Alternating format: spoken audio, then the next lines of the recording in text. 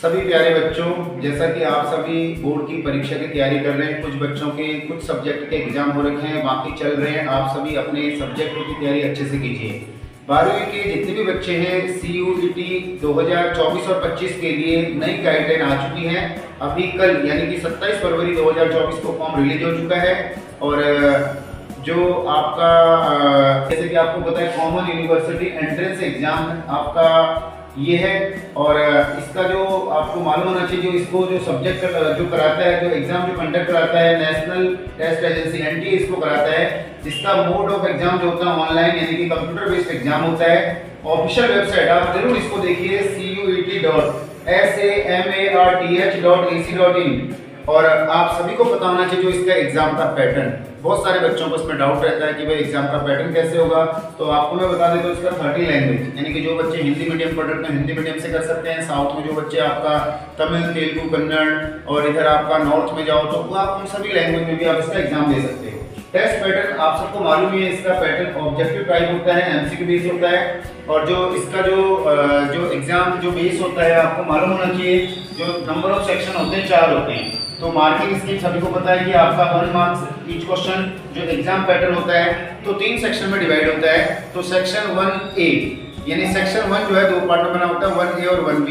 1A में आपका 30 languages हैं और 1B में 19। आपको इन दोनों में से चूज करना पड़ता है। और जिसमें 50 क्वेश्चंस होते हैं, जिसमें से 40 आपको अटेम्प्ट करने पड़ते हैं 45 मार्क्स का। ये आपका सेक्शन A होता है। और जो सेक्शन यानी कि सेक्शन 2 होता है, डोमेन सब्जेक्ट होते हैं। आपको जो भी आपने 12th क्लास में आपने पढ़ रखा है, जैसे आपका कॉमर्स स्ट्रीम से हो तो आपका अकाउंटेंसी, इकोनॉमिक्स का, और उसके साथ साथ मैथमेटिक्स, साइंस में फिजिक्स, केमिस्ट्री, इसी तरह से पॉलिटिकल साइंस, हिस्ट्री, आप अपने सब्जेक्ट का कॉम्बिनेशन बना सकते हैं।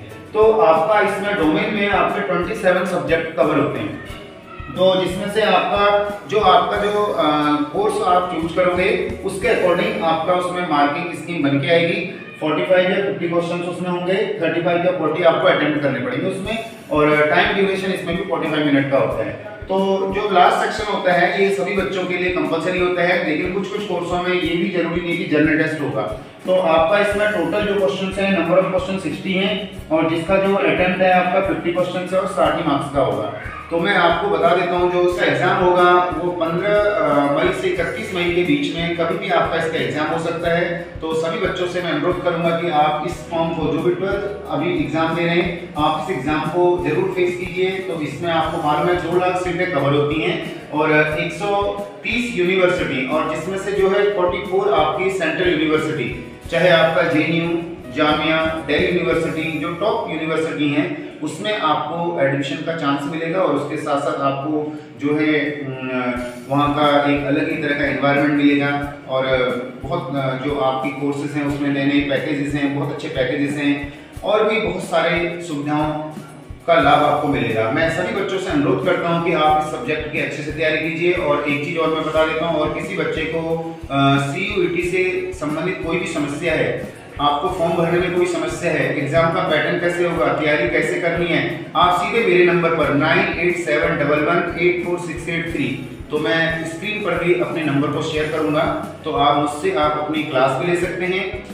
जो बच्चे दूर दराज क्षेत्रों में, सीमांत क्षेत्रों में, बैकवर्ड एरिया में रहते हैं, उन बच्चों के लिए मैं ऑनलाइन वीडियो के माध्यम से, या आप प्रत्येक रविवार को जो मेरी ऑनलाइन क्लासें होती हैं उस क्लास के माध्यम से आप जुड़ करके CUET में आप अच्छे अंक ला सकते हैं। तो आपको मैं बता दूंगा कि भाई जो इसमें जो है 70% जो सिलेबस है वो 12th का होता है और 30% जो सिलेबस है वो 11th का है। तो इसलिए ये सारा का सारा जो है MCQ बेस होता है। जो आपकी अपनी एग्जाम है, अपने जो NCERT जो आपका सिलेबस है, उन क्वेश्चन को अच्छे से फोकस कीजिए और आपका जो 12th में तो अच्छे नंबर आएंगे और CUET में भी अच्छे अंक प्रवेश कर अच्छे अंक ला करके आप जो है अच्छी यूनिवर्सिटी में आपको पढ़ने का मौका मिलेगा।